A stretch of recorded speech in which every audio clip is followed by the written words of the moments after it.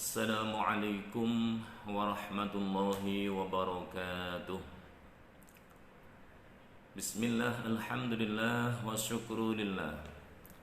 Assalatu wassalamu ala rasulillah Muhammad ibn Abdillah wa ala alihi wa sahbihi wa mawalah. La hawla wa la quwata illa billah, amma ba'du. Ma'asyiral muslimin, muslimat, shaimin, shaimat yang mulia rahimakumullah. Marilah yang pertama dan yang utama senantiasa kita bersyukur kepada Allah Subhanahu wa taala biqaulin alhamdulillahi rabbil alamin. Di pagi yang penuh bahagia ini Allah masih hadirkan kita untuk ta'lim bersama. Mudah-mudahan seluruh yang kita lakukan, baik itu amalan yang wajib ataupun yang sunnah, senantiasa diterima Allah dan mendapatkan ridhonya. Amin ya rabbal alamin. Salawat dan salam semoga senantiasa terlimpah ke Nabi pilihan Muhammad sallallahu alaihi wasallam, yang kita harapkan syafaatnya, pertolongannya dunia hingga kelak yaumil kiamah. Ma'asyiral muslimin, muslimat, shaimin, shaimat yang mulia rahimakumullah. Pagi ini mari kita lanjutkan kajian hadis Rasul Muhammad sallallahu alaihi wasallam dalam kitab Arba'in Nawawi, dan insyaallah ini pertemuan yang terakhir di bulan ini. Karena itu sebelumnya kita membaca surah Al-Fatihah. Kita khususkan berbaginda Rasul, para sahabatnya, para auliyaillah, para rijalillah, orang tua kita, para leluhur kita, khususan lagi kita kirimkan kepada musannif hadal kitab atau pengarang kitab ini, Syekh Nawawi, Syekh Muhyiddin An-Nawawi, dan para guru-guru kita semuanya. Mudah-mudahan kita senantiasa mendapatkan berkahnya, amin ya rabbal alamin. Ila hadratin Nabi Mustafa Muhammadin sallallahu alaihi wasallam alihi wa ashabihi wa auladihi wa dzurriyyatihi man tasabbilaihi wa arwah jami' ikhwanihi min al-anbiya wal mursalin wal awliya was syuhada was shalihin was sahabati tabi'in amilin wa aimatul mujtahidin wal qurra'il mukhlisin wa hamdul quran alim jami'i rijalil ghaib wa la rabbina wa ummahatina wa jaddina jaddatin masyayikhina majlisina wa nafusina ruhi sahibi hadil kitab Syekh Muhyiddin An-Nawawi wa surifurihim sabilaihi wa man ahli kubur minal muslimin wal muslimat al mu'assisat al ma'had wa ambatina wa madhul jamaah syalana wa lahum wa lahunnal Fatiha. أعوذ بالله من الشيطان الرجيم. بسم الله الرحمن الرحيم. الحمد لله رب العالمين الرحمن الرحيم مالك يوم الدين إياك نعبد وإياك نستعين اهدنا الصراط المستقيم صراط الذين أنعمت عليهم غير المغضوب عليهم ولا الضالين.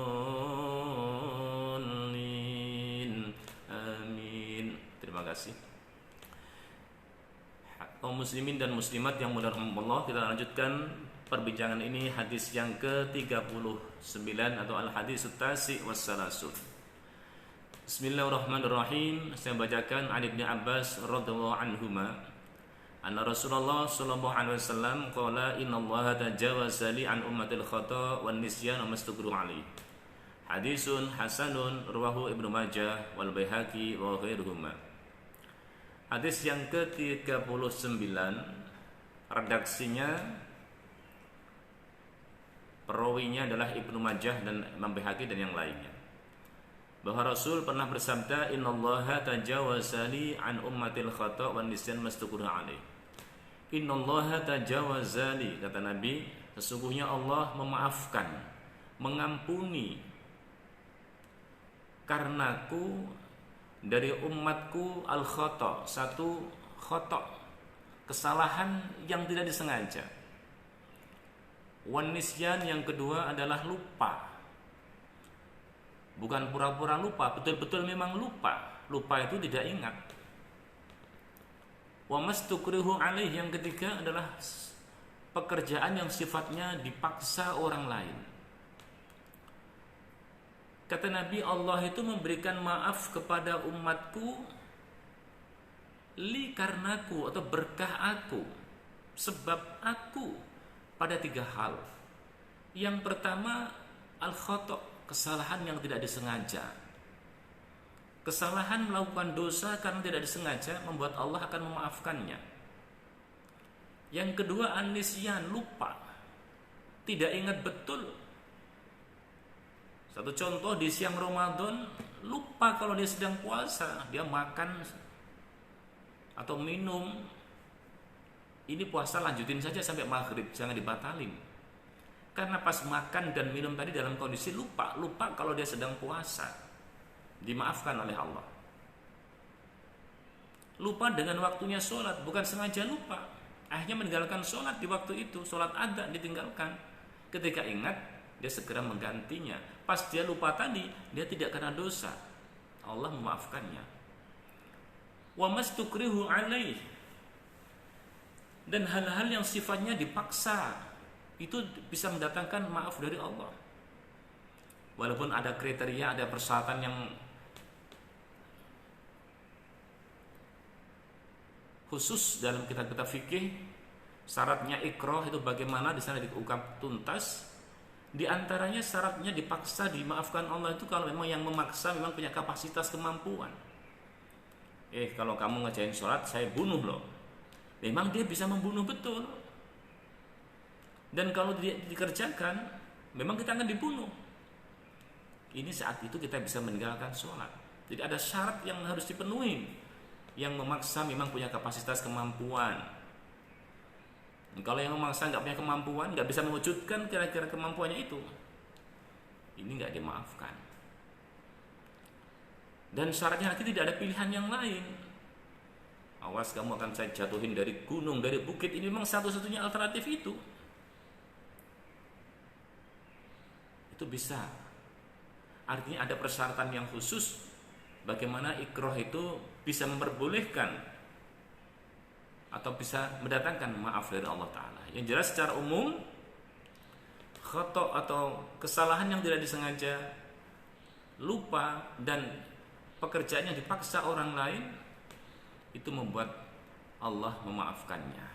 Kenapa begitu? Li, kata Nabi, ini berkah Rasul. Apalagi kalau kita membaca kitab karya Syekh Sayyid Al-Maliki, Syaraful Ummah Al-Muhammadiyah, kemuliaan umat Nabi besar Muhammad SAW, di sana dikupas tuntas cukup banyak tentang kemuliaan umat Nabi yang Allah berikan dan tidak diberikan kepada umat Nabi terdahulu. Contoh yang kecil, contoh gampang, bahwa umat Bani Israel dulu kalau pakaiannya terkena najis, itu pensuciannya harus dipotong itu pakaian. Tidak cukup menggunakan air mutlak. Tapi umat Nabi besar Muhammad SAW kalau pakaiannya kena najis, bajunya kena najis, sarungnya kena najis, tidak dipotong, cukup dibersihkan dengan air yang suci dan mensucikan. Umat-umat Nabi dahulu kalau melaksanakan sholat harus di musola, di masjid masing-masing. Tidak bisa dikerjakan di masjidnya orang lain, nggak bisa. Di kampung lain nggak bisa. Tapi kalau umat Nabi Muhammad SAW, di mana dia berada, di situ dia dipersilakan sholat. Ardullah kulluha masajid, bumi Allah itu semuanya bisa jadikan tempat sujud atau tempat sholat. Ya tentunya aja pengecualian. Di kamar kecil, di toilet nggak boleh sholat di situ. Di kandang kambing memang tempatnya najis, nggak boleh sholat di situ. Di jalan raya memang lalu lalang lalu lintas juga nggak boleh sholat di situ. Ini mah pengecualian. Tapi secara umum mau sholat di mana saja bisa. Kalau umat Nabi dahulu susah, sedang pergi waktunya sholat, ulang dulu. Ada juga umat-umat Bani Israel dulu kalau melakukan dosa besar, itu tiba-tiba secara spontanitas di depan rumahnya ada spanduk, ada reklame, ada papan tulisan begini: si fulan bin fulan ini habis melakukan dosa ini, tobatnya begini. Si fulan bin fulan habis mencuri atau habis korupsi sekian M, tobatnya begini. Dan ini bisa diakses oleh siapa saja yang lewat, tidak bisa dihapus. Ini malaikat campur tangan betul. Di dunia sudah dipermalukan Kalau umat besar Nabi Muhammad SAW tidak melakukan dosa sebesar apapun, kalau orang nggak lihat, nggak ketahuan, nggak ketangkap basah, nggak tahu. Ini kelebihan, keunggulan, kemuliaan umat Nabi besar Muhammad SAW dibandingkan dengan umat-umat Bani Israel terdahulu. Umat Bani Israel terdahulu, kalau pasangannya sedang menstruasi, tidak boleh tidur bareng di rumah, makan bareng di rumah, nggak boleh. Tapi umat besar Nabi Muhammad SAW berkah baginda Rasul, kalau istrinya sedang menstruasi, sedang datang bulan, itu suami boleh makan bareng, boleh tidur bareng, boleh ngapa-ngapain boleh, asal yang satu itu jangan, kata Nabi. Isna'u kulla syai'in illan nikah. Lakukan apa saja terhadap pasanganmu yang sedang menstruasi, kecuali satu, nikah. Nikah itu ya itu, kecuali yang itu. Yang lain diperbolehkan oleh baginda Rasul Muhammad SAW. Ini berkah dengan diutusnya Rasul Muhammad SAW oleh Allah Ta'ala ke kita ini. Syariat-syariat yang lebih dahulu membelenggu, memperberat, itu betul-betul diringankan oleh Allah Subhanahu wa Ta'ala. Jadi kemudahan dalam syariat Islam ini intinya adalah berkah baginda Rasul Muhammad sallallahu alaihi wasallam. Itu diantaranya poin-poin kemuliaan umat Nabi Muhammad sallallahu alaihi wasallam. Kemudian hadis berikutnya saya bacakan biar selesai hatam. Al-hadisul arba'un, hadis yang ke-40. An Ibnu Umar radhiyallahu anhuma qala akhadha Rasulullah sallallahu alaihi wasallam bimankibi faqala kun fid dunya ka'annaka gharibun aw 'abirus sabil. Wa kana Ibnu Umar yaqul idza amsayta fala tantadiris subah wa idza asbahta fala tantadiril masa' wa khudh min sihhatika limaradik wa min hayatik limautik. Rawahul Bukhari. Kata Ibnu Umar radhiyallahu anhuma, sahabat Ibnu Umar atau Abdullah bin Umar, putra sahabat Umar bin Khattab. Beliau pernah berbicara, akhadha Rasulullah SAW bimangkibi. Rasul pernah memegang pundakku. Wahai Ibnu Umar, dinasihatin, menampakkan kasih sayang Rasul kepadanya. Kun fid dunya ka'annaka gharibun. Ibnu Umar, kamu sadarlah bahwa kamu tuh di dunia itu tak ubahnya seperti gharib, orang yang sedang mengembara. Ibnu Umar, kamu sadarlah bahwa kamu di dunia ini tak ubahnya seperti orang yang sedang mengembara. Au 'abir sabil, atau orang yang sedang lewat di satu jalan. Ini Rasul menasihati Ibnu Umar, tapi juga intinya menasihati kita umatnya. Wahai manusia, wahai umatku, sadarlah kalian bahwa kalian itu di dunia tak ubahnya seperti orang yang sedang mengembara, berkelana, atau seperti orang yang sedang lewat di satu jalan. Dunia itu sekejap. Ketika kita rekreasi, mungkin ke puncak, ke Malioboro, ke gunung mana, sedang umroh, lihat ke Palestina, itulah orang di dunia itu seperti itu, seperti orang sedang plesir, rekreasi. Berapa lama orang rekreasi? Berapa lama orang sedang umroh atau haji sekalipun? Tidak lama, sebentar sekali. Rasul menasihati kita, wahai manusia, umatku, sadarlah kalian kalau kalian itu di dunia itu sangat singkat, sebentar sekali, tidak lama. Bahkan di hadis lain kata Nabi, kita dianggap sebagai seorang tamu. Kunu fid dunya adyafan, sadarlah umatku, sadarlah manusia, kalian di dunia itu tak ubahnya seperti tamu. Tamu itu sebentar, singkat, tidak lama. Satu saat kita akan ulang.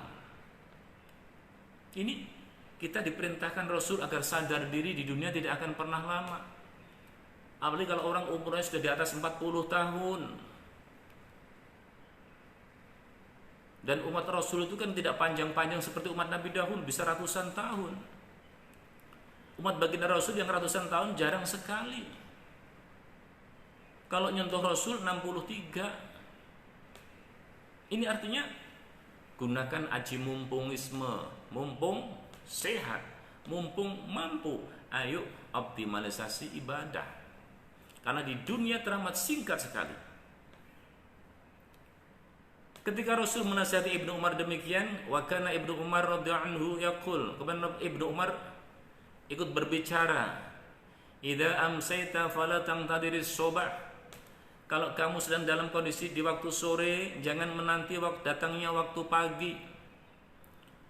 Wa idza asbahta fala tangtadiril masa. Kalau Anda sedang dalam situasi di waktu pagi, jangan menanti datangnya waktu sore. Ini artinya apa? Kalau sekarang kita sedang di waktu pagi, tidak usah kapan bukanya ya, kapan maghribnya. Emang kenapa nunggu maghrib? Saya mau sholat maghrib, mau ibadah. Ibadah itu nggak usah dinanti-nanti begitu. Siapa yang tahu umur kita? Waktu itu di saat kita ini ada, itulah waktu. Kapan ya sholat Idul Fitrinya? Berapa hari lagi ya sholat Idnya ini? 3 hari lagi kali. Dihitung-hitung. Tidak perlu. Lalu di waktu yang Anda sempat, ayo gunakan untuk ibadah. Di waktu pagi kita masih sehat, ayo gunakan baca Al-Quran, berzikir, bertasbih, bekerja dengan tulus niat menghidupi keluarga, mencari ma'isyah kehidupan yang halal. Ketika lebih untuk bersedekah, berinfak, menolong sesama, itulah waktu yang sangat berharga. Itu kata Ibnu Umar, gak usah nunggu-nunggu. Kalau Anda sedang pagi, gak usah menunggu datangnya waktu sore. Kalau Anda di waktu sore, gak usah menunggu datangnya waktu pagi. Tapi hidup itu menanti waktu itu, gunakan. Aji mumpung sehat, mumpung mampu, mumpung kuat, mumpung tanda tangannya jadi pejabat masih laku, gunakan li'la'i kalimatillahi hiyal ulia, untuk menegakkan agama Allah Subhanahu wa taala. Kata Ibnu Umar, wa khudh min sihatika limaradik wa min hayatik limautik. Gunakan tapi waktu sehatmu untuk menyambut datang sakitmu. Orang sehat itu kesempatan yang luar biasa. Jangan waktu sehat digunakan untuk berfoya-foya. Seperti pepatah, bagaimana itu? Katanya kalau masih muda puas-puasin, kelapa muda kupas-kupasin, kelapa tua tinggal batoknya. Masih muda puas-puasin, kalau udah tua tinggal bongkoknya, katanya. Ini salah. Justru waktu muda, waktu keemasan. Kita masih mampu sholat dengan sempurna, rukuk dengan sempurna, bekerja dengan sempurna. Momen-momen yang luar biasanya harus kita manfaatkan. Gunakan waktu sehat untuk menyambut datang sakit. Karena tidak selamanya orang akan sehat. Dan kalau sudah jatuh sakit, baru dia sadar, nyesal, ya Allah, kenapa saya dulu waktu sehat gak optimal ibadah? Kenapa dulu mata saya masih normal, tidak rajin baca Al-Quran, ya Allah? Kenapa di saat saya masih dulu mampu untuk berinfak, bersedekah, kami tidak lakukan, ya Allah? Menyesal kalau sudah datang sakit. Maka kata Ibnu Umar, gunakan waktu sehat untuk menyambut datang sakitnya. Wa min hayatik limautik, gunakan waktu hidup sebelum datang kematian. Mumpung sehat, mumpung hidup, gunakan ibadah sebelum datang kematian. Karena kematian adalah it is a mysterious problem. Problem yang misterius. Tiba-tiba satu saat dia datang, tidak ada kekuatan satupun yang mampu mengelaknya. Pahit dibicarakan, tapi kepastian, sebuah tanda seru, yaitu yang namanya al-maut, kematian. Sebelum datang kematian kepada kita, ayo kita berfastabiqul khairat, berlomba-lomba untuk berbuat baik, berlomba-lomba memberikan kemanfaatan kepada orang lain. Bisa dengan harta, dengan jabatan, dengan ilmu, dengan nasihat, dengan saran, dengan tenaga kita, dengan pemikiran kita yang brilian, sekurang-kurangnya dengan doa. Sekurang-kurangnya lagi kita tidak berbuat jahat kepada orang lain. Ini luar biasa. Karena waktu akan bergulir terus. Kalau kita tidak bisa memanfaatkan momen yang luar biasa ini, kita akan ketinggalan zaman, ketinggalan amal untuk menghadap Allah Subhanahu wa taala. Hadis ini riwayat Imam Bukhari, jelas hadisnya adalah hadis sahih. Kaum muslimin dan muslimat yang mulia rahimakumullah, kita lanjutkan kepada hadis berikutnya, al hadisul hadi wal arbaun, hadis yang ke-41. Saya bacakan bismillahirrahmanirrahim. Nabi Muhammad Abdullah bin Amr bin As radhiyallahu anhu. Qala Rasulullah sallallahu alaihi wasallam, la yu'minu ahadukum hatta yakuna hawahu tab'an lima ji'tu bih. Hadisun hasanun sahihun rawainahu bi kitabil hujjah bi isnadin sahihin. Hadis berikutnya adalah hadis yang ke-41 dari Abi Muhammad Abdullah bin Amr ibnul As. Rasul pernah bersabda, la yu'minu ahadukum hatta yakuna hawahu taba'an lima ji'tu bih. Anda tidak akan iman sempurna, iman Anda tidak akan pernah sempurna, kata Nabi, sehingga hawa nafsumu, keinginanmu itu mau mengikuti ajaranku, kata Nabi.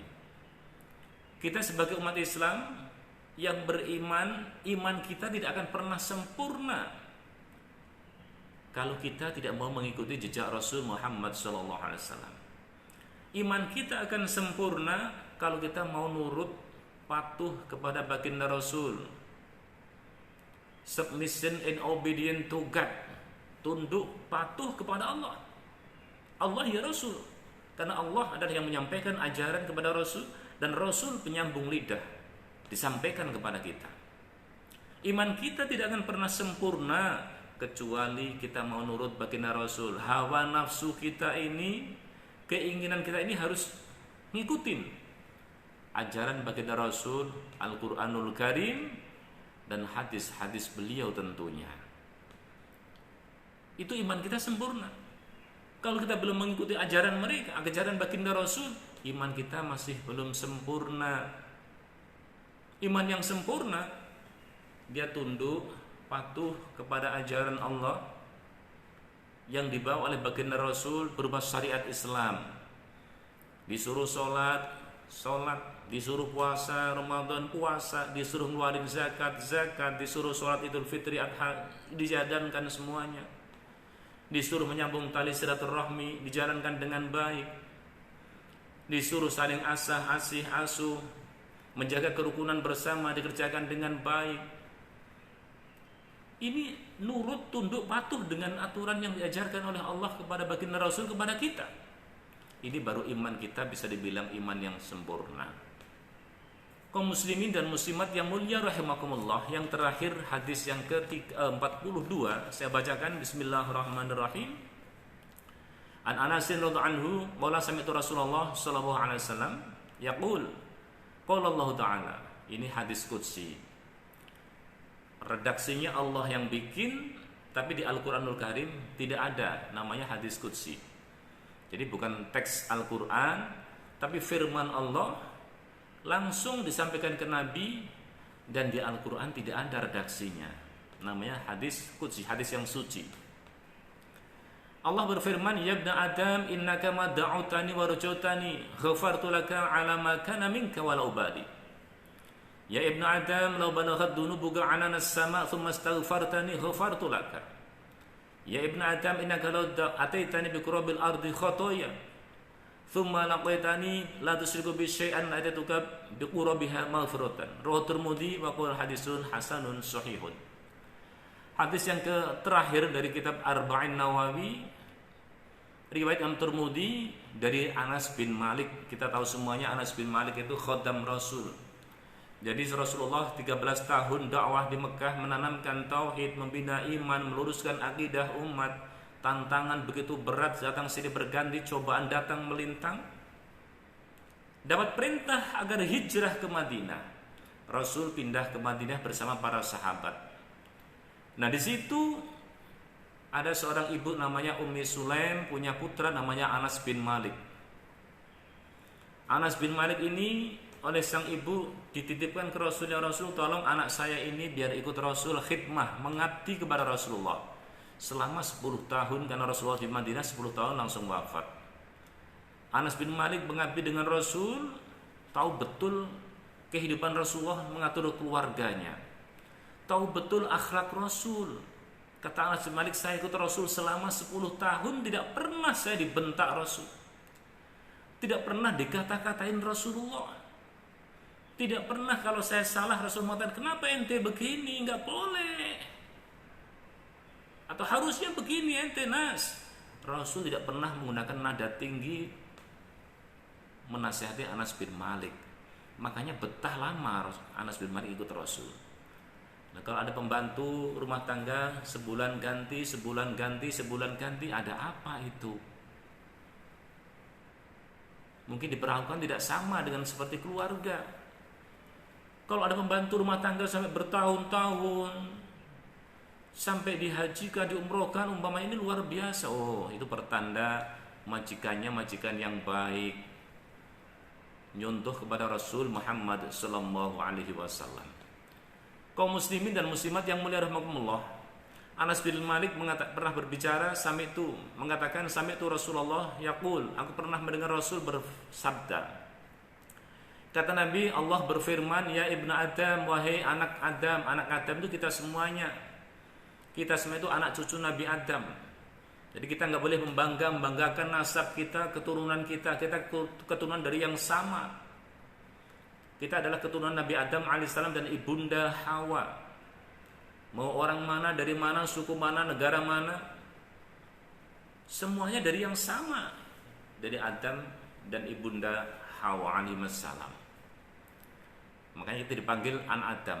Kata Allah, ya ibn Adam, wahai anak Adam, innaka ma da'utani wa rajautani, ghafartu laka ala ma kana minka wal ubadi. Wahai anak Adam, selagi kamu masih mau berdoa kepadaku, mau mengharapkan kepadaku, kata Allah, ghafartu laka, dosamu aku ampunin. Dan aku enggak peduli itu dosa apa, dilakukan di mana. Gini, kemurahan Allah kepada kita. Anak Adam, kalau kamu melakukan dosa, maksiat kepadaku, asal kamu berharap, rojak, minta maaf, berdoa kepada Allah, kata Allah, akan aku ampuni dosa kalian. Aku tidak peduli dari dosa mana itu, dosa apa itu, dilakukan di mana. Wala ubali, aku enggak peduli, yang penting aku ampuni, kata Allah. Ya ibn Adam, la balaghat dhunubuka ananas sama, wahai anak Adam, seandainya dosa-dosamu itu bisa memenuhi jagat raya ini penuh dengan dosamu. Maksiatmu kalau ditampakkan bisa memenuhi kawasan Nusantara ini penuh dengan dosamu umpamanya, digambarkannya. Tapi tsummastaghfartani ghafartu laka. Lalu Anda mau minta ampun kepadaku, ya Allah, aku minta maaf atas kesalahan dosaku. Di waktu remaja saya tidak rajin sholat 5 waktu, nggak rajin puasa Ramadan. Saya sekarang baru tobat, sadar nggak akan mengulang lagi, ya Allah. Allah akan mengampuni dosa-dosa kita asal serius, konsisten dalam bertaubat. Ya ibn Adam, innaka law atitani bi qurabil ardi khotoya. Wahai anak Adam, kata Allah, seandainya Anda mendatangkan dosa, terhamparan bumi ini penuh dengan dosa. Ini sejagat raya, bumi terhampar ini, luas ini, isinya dosa kita semuanya. Tapi kata Allah, tsumma laqaitani, kemudian Anda bertemuku dengan syarat satu, la tusyriku bi syai'an, Anda tidak pernah menyekutukanku sama sekali dengan yang lain. La atituha bi qurabihal maghfiratan, niscaya akan aku balas dengan sepenuh hamparan bumi ini satu ampunan. Dosa penuh seluruh bumi ini, tapi syaratnya tidak dosa menyekutukan Allah. Allah akan membawa sepenuh bumi ini ampunan untuk kita. Kalau begitu dalam hidup ini jangan sekali-kali menyekutukan Allah. Sebab Allah dalam Al-Quran berfirman, innallaha la yaghfiru ayyushraka bihi wa yaghfiru ma duna dzalika liman yasha. Wa may yusyrik billahi faqad iftara itsman 'adzim. Allah akan mengampuni dosa-dosa selain syirik. Dan Allah tidak akan pernah mengampuni dosa syirik, dosa menyekutukan Allah dengan yang lain. Tapi menurut para ulama tafsir, in mata ala dzalik, kalau dia mati dalam keadaan syirik. Kalau sebelum mati dia sudah bertobat, tetap dosa diampuni. Jadi nanti di akhirat dosa-dosa setelah diseleksi Allah Ta'ala, ditimbang-timbang Allah Ta'ala, si fulan bin fulan ini pernah menyekutukan Allah apa tidak? Sudah bertobat atau belum saat masih hidup? Kalau sekalipun pernah menyekutukan Allah bertahun-tahun, namun sebelum meninggal dia sudah bertobat dari menyekutukan Allah, dosa yang lain akan diampuni Allah Ta'ala. Akan tetapi kalau dia sebelum meninggal belum bertobat dari dosa syirik ini, dosa menyekutukan Allah, di akhirat nanti tidak ada kata ampun dari Allah Subhanahu wa taala. Naudzubillah. Karena itu buat kita bersama, jangan sekali-kali menyekutukan Allah dengan yang lain. Satu sisi nyembah Allah, di sisi yang lain minta pertolongan kepada Nyai Roro Kidul, ke perewangan, ke jin, ke setan, ke hantu, ke pohon. Ini nggak boleh. Ini namanya menyekutukan Allah. Ini harus bertobat orang begitu. Kalau tidak tobat sampai meninggal, nanti di akhirat dia akan masuk neraka selama-lamanya. Kenapa? Dia menyekutukan Allah. Dosa syirik tidak akan pernah diampuni Allah sama sekali. Kalau dosa yang lain bisa, walaupun di dunia belum bertobat. Tapi kalau dosa menyekutukan Allah, ini luar biasa, dosa paling besar. Karena itu kita berhati-hati dalam hidup ini. Al-Quran mengajarkan, iyyaka na'budu wa iyyaka nasta'in. Ya Allah, hanya kepadamu kami menyembah, dan hanya kepadamu kami mohon pertolongan. Jangan sekali-kali minta tolong kepada paranormal, pada dukun, pada pohon, pada benda-benda mati. Itu kan makhluk, semua itu lemah, nggak berdaya. Tanpa kekuatan dari Allah tidak berdaya sama sekali mereka. Esakan Allah, bergantunglah kita dalam hidup hanya kepada Allah, minta tolong dalam hidup hanya kepada Allah. Dan jangan sekali-kali memadu Allah. Allah tidak suka dimadu. Ibu-ibu aja tidak suka dimadu, apalagi Allah. Cemburu betul kalau Allah dimadu. Allah harus diesakan, Allah harus ditunggalkan, bahwa Allah Maha Esa, Maha Satu, tidak ada yang menandinginya. Laisa lahu niddan, enggak ada tandingan buat Allah Subhanahu wa taala. Berhala, patung, pohon itu hanya makhluk yang sangat lemah, enggak berdaya. Gunung, matahari, bulan itu makhluk Allah yang sangat lemah, tidak layak jadi Tuhan. Yang layak jadi Tuhan hanyalah Allah Subhanahu wa taala. Demikian pertemuan kita yang terakhir di bulan suci Ramadan ini. Mudah-mudahan Allah memberikan kemanfaatan, keberkahan kepada kita bersama, dan kita berharap kepada Allah, mudah-mudahan Allah senantiasa menjaga kita, anak cucu kita, keluarga kita, masyarakat kita, bahkan bangsa kita senantiasa konsisten dalam berpegang teguh kepada agama Islam. Walaupun cobaan silih berganti, tantangan selalu datang melintang, iman tetap iman kepada Allah Ta'ala. Dalam hidup, hadapilah kehidupan ini dengan tabah dan sabar, karena manusia tidak akan pernah berhenti diuji oleh Allah Ta'ala dengan berbagai macam ujian. Ujian dalam rangka agar kita naik derajat, naik kelas di sisi Allah Subhanahu wa Ta'ala. Dan buat orang yang beriman, enjoy aja. Sedang bahagia, pandai bersyukur. Sedang bersedih, pandai bersabar. Itulah hamba mukmin. Yang kata Nabi, aku selalu heran dengan urusan orang mukmin.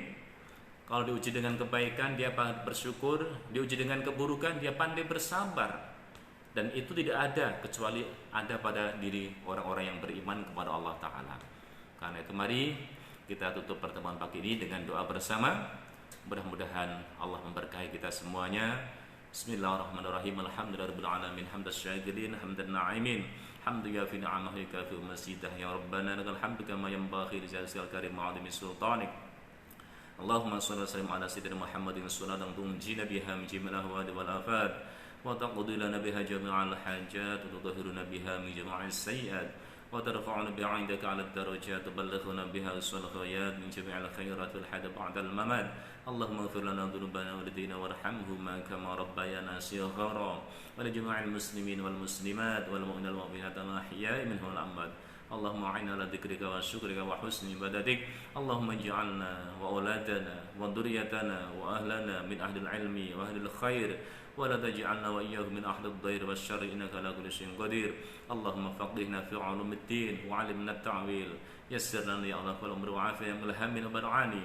Allahumma kshif 'anna min al-bala wal waba wal fitan wal amrad wal qahd wat ta'un wad darar wal harbi ma la yashbu khairuk. Allahumma yassir lana kull umri wa afiyah min al-hammi wal bar'ani. Allahumma taqabbal minna salatana wa siyamana wa qiyamana wa tadarru'ana wa takhashu'ana jami' a'malina. ولا تضرب بها وجوهنا يا إله العالمين يا خير برحمتك الراحمين. اللهم إنا نسألك رضاك والجنة ونعوذ بك من سخطك والنار. اللهم يا الله يسر لنا كل أمر وعافنا من كل هم أو برعاني. Ya Allah ya Rahman ya Rahim, berkahilah kami, kabulkanlah doa-doa kami ya Allah. Bangsa Indonesia ini sudah cukup lama ya Allah mendapatkan ujian darimu, wabah COVID-19 ini ya Allah. Berkah Ramadan, berkah doa seluruh umat Islam ya Allah, mudah-mudahan wabah corona segera kau sudahi, segera kau akhiri ya Allah, sehingga umat Islam bisa nyaman dan aman beribadah, sehingga umat Islam ini bisa bersilaturahmi bersama, taklim bersama, mencari penghidupan bersama dalam keadaan sehat walafiat, semata-mata untuk mengabdi kepadamu ya Allah, untuk bersujud kepadamu ya Allah. Mudahkan urusan kami ya Allah, urusan dunia, urusan akhirat. Jadikan kami, saudara-saudara kami, anak cucu kami ya Allah, jadi orang-orang yang ahli taat kepadamu ya Allah. Dan kapan-kapan harus menghadapmu ya Allah, wafatkan kita semuanya, kami semuanya dalam keadaan husnul khatimah. Amin ya rabbal alamin. Rabbana atina fid dunya hasanah wa fil akhirati hasanah wa qina adzabannar. Walhamdulillahi rabbil alamin. Kaum muslimin dan muslimat dimanapun saya berada yang mulia rahimakumullah, demikian dari awal sampai akhir saya membaca hadis Nabi dalam kitab Arba'in Nawawi. Barang ada kesalahan kekurangan mohon maaf, dan kalau toh ada benarnya memang datang dari Allah Subhanahu wa taala. Mudah-mudahan kita diberkahi Allah taala, diberikan panjang umur selalu, murah rizki, optimal ibadah, dan punya keturunan yang soleh-solehah. Amin ya rabbal alamin. Subhanakallahumma hamdik asyhadu an la ilaha illa anta astaghfiruka wa atubu ilaik. Al-'afwu minkum. Assalamualaikum warahmatullahi wabarakatuh.